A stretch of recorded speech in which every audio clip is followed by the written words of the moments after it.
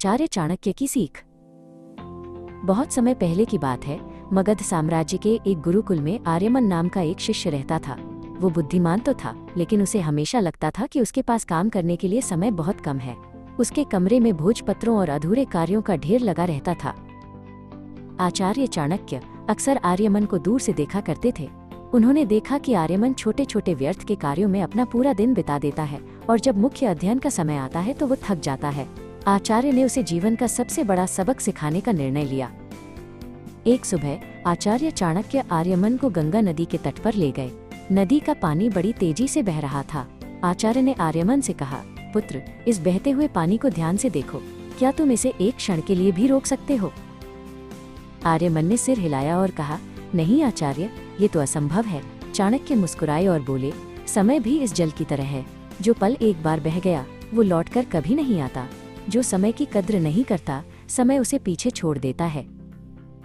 आचार्य ने आर्यमन को एक बड़ा मिट्टी का पात्र दिया और पास ही रखे कुछ बड़े पत्थर, कंकड़ और रेत दिखाई।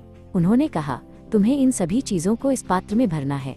यह पात्र तुम्हारा एक दिन है और ये वस्तुएं तुम्हारे कार्य हैं। आर्यमन ने पहले रेत उठाई और पात्र में भर दी।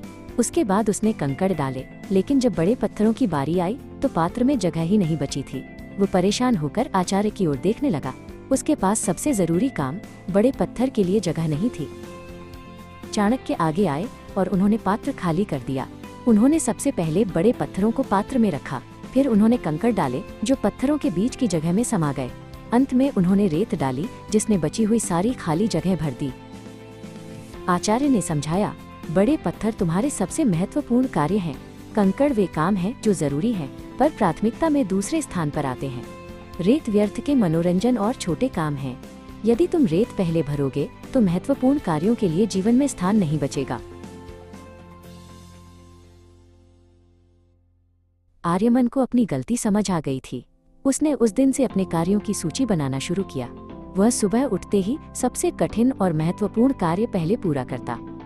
अब उसके पास न केवल शिक्षा के लिए बल्कि विश्राम के लिए भी पर्याप्त समय था।